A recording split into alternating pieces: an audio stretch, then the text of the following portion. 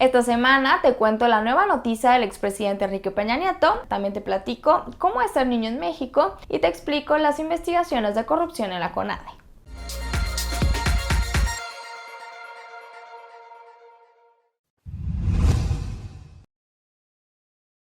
Para algunos, ser niño significa jugar, aprender y disfrutar de una etapa de desarrollo. Sin embargo, la realidad es que en México ser niño significa vivir en constante peligro. Para prueba de ello, tenemos dos casos que sucedieron en días recientes. El de Fátima, una niña de 7 años que fue secuestrada al salir de una escuela primaria en la Ciudad de México y cuyo cuerpo fue encontrado en una bolsa de plástico con signos de violencia y de tortura, y el de la bebé Carol, cuyo cuerpo fue localizado en un lote baldío en Coahuila y que según las investigaciones fue su propia madre quien la arrojó ahí después de que murió por broncoaspiración. Desafortunadamente, estos sucesos no son aislados, sino un reflejo de lo que viven los niños en las calles y en sus propios hogares todos los días. Según la Red por los Derechos de la Infancia, durante 2019, cada día 3 menores fueron asesinados y si hablamos específicamente de las niñas, cada mes sucedieron 8 feminicidios. En cuanto a agresiones sexuales, 1 de cada 4 niñas y 1 de cada 6 niños son violados antes de cumplir 18 años y la mayoría de estas agresiones suceden en sus casas. Así, de acuerdo con el INEGI, la tasa de violaciones de niñas y niños en México es de 1,764 por cada 100,000. Y lo peor es que de cada 1,000 casos solo se denuncian unos 100, de esos 10 van a juicios y de esos solamente 1 llega a condena. Es decir, tenemos una impunidad del 99%. Asimismo están las desapariciones. En México se ha vuelto prácticamente imposible que los niños jueguen en las calles o que caminen solos a sus escuelas. Durante 2019, en promedio, desaparecieron 4 menores al día, lo cual es sumamente grave porque aun si las familias denuncian rápidamente, las autoridades los hacen esperar entre 24 y 72 horas para integrar una carpeta y para empezar con las indagatorias. Por otro lado, los niños también tienen un altísimo riesgo de quedarse huérfanos. Entre el 2007 y el 2017, 30,000 niños perdieron a sus padres por culpa del crimen organizado y solo en 2019, 4,000 niños quedaron huérfanos porque sus madres fueron víctimas de feminicidio. Ser niño en México también significa que puedes pasar tu infancia atrapado en una red de trata de personas, porque así lo han vivido 805 infantes en los últimos 4 años. O que puedes ser reclutado por un grupo delictivo como le ha pasado a 30,000 niños desde que arrancó la guerra contra el narco. Sin olvidar claramente que los niños también sufren de pobreza, de desnutrición, de explotación y de marginación al no recibir la educación básica que por ley debería ser obligatoria. En resumen, ser niño en México es sufrir las consecuencias de la descomposición social, de la desigualdad, de las autoridades desbordadas y a veces negligentes que no dan soluciones, del miedo, del crimen, de la impunidad y de ser mucho más vulnerable que los adultos, aunque no tenga la culpa de nada. Y en noticias que muchos mexicanos quieren escuchar, el expresidente Enrique Peña Nieto está siendo investigado por la justicia mexicana de acuerdo con el diario estadounidense The Wall Street Journal. De acuerdo con este medio, un alto funcionario judicial mexicano confirmó que existe una investigación abierta contra Peña en la Fiscalía General y sí, esta tiene que ver con el caso Lozoya, pues tienen información que demuestra que tanto en la compra de la planta agronitrogenados como en la celebración de contratos con Odebrecht, la corrupción llegó hasta el más alto nivel. Al respecto, en una mañanera, AMLO dijo desconocer la existencia de una investigación en contra de su antecesor, pero si hacemos memoria, hay otras declaraciones que podrían sustentar esta versión. Por ejemplo, cuando el titular de la Unidad de Inteligencia Financiera, Santiago Nieto, anunció que se habían congelado 14 cuentas del exdirector de Pemex, también confirmó que se estaban investigando a otros funcionarios de alto nivel por su relación con los sobornos de Odebrecht. En ese entonces no dijo los nombres de los involucrados, pues se trataba de una indagatoria en curso, pero sí destacó que por instrucción presidencial se investigaría a fondo todos los casos de corrupción, cayera quien cayera.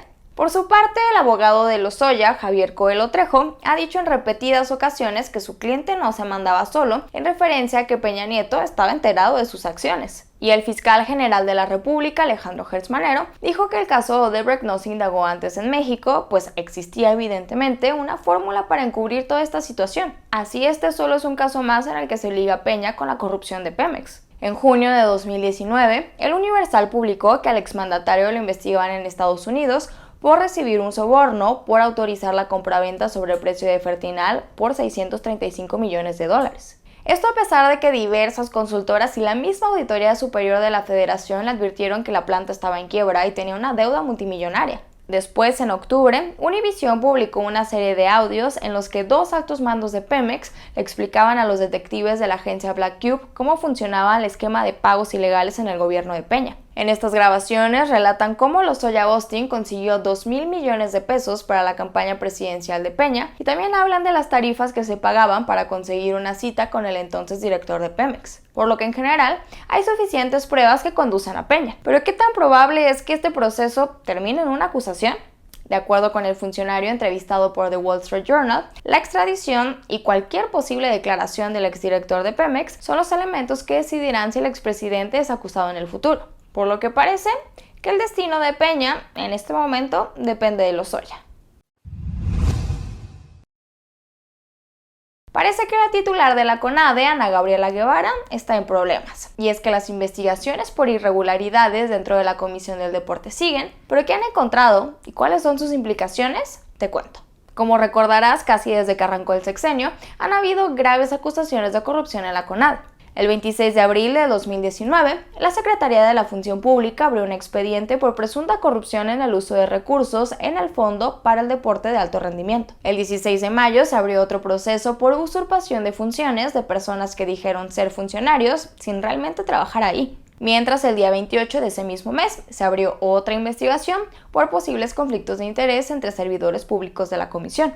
¿Y qué se ha encontrado? La secretaria Irmerendira Sandoval reveló que las investigaciones ya avanzaron, que tras 7 auditorías se encontraron irregularidades por más de 50 millones de pesos. Y además dijo que se desprendieron 22 observaciones, de las cuales algunas ya han sido solventadas, pero hay 6 que siguen sin resolverse, a pesar de que tienen graves acusaciones. La primera es que 8 de 12 miembros de la comisión deportiva, que son los encargados de elegir cuáles son los atletas que participan en los eventos deportivos, no cumplían con la normatividad establecida por la CONADE. La segunda es que 21 entrenadores de alto rendimiento no contaban con el perfil adecuado o no tenían la experiencia necesaria para el cargo que ejercían, lo cual, a diferencia del primer caso, sí podría constituir un daño patrimonial de 6 millones de pesos. La tercera es que 4 entrenadores y 6 prestadores de servicio hicieron un uso indebido de las instalaciones de la comisión, lo cual también causó un daño patrimonial. Al respecto, la CONADE lo aceptó y devolvió el monto, aunque la Secretaría de la Función Pública dice que eso no los exonera de la responsabilidad.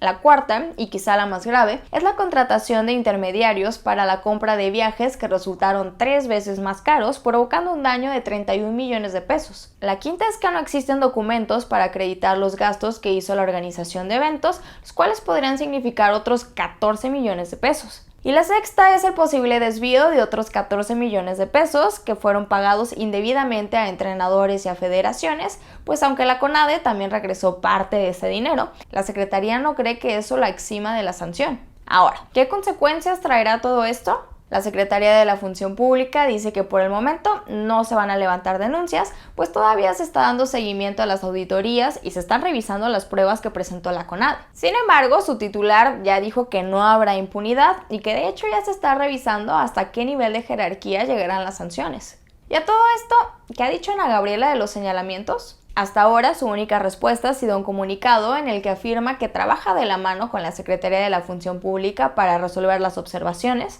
También le ha echado la culpa a las malas prácticas del pasado como el presidente Andrés Manuel y ha prometido que acatará las determinaciones de la dependencia encargada de combatir la corrupción.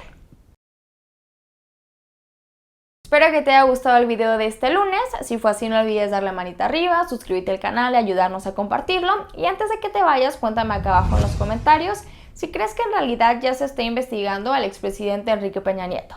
También te invito a que nos sigas en redes sociales y a que visites diariamente www.mientrastantoenmexico.mx. Yo te espero por acá en el siguiente video.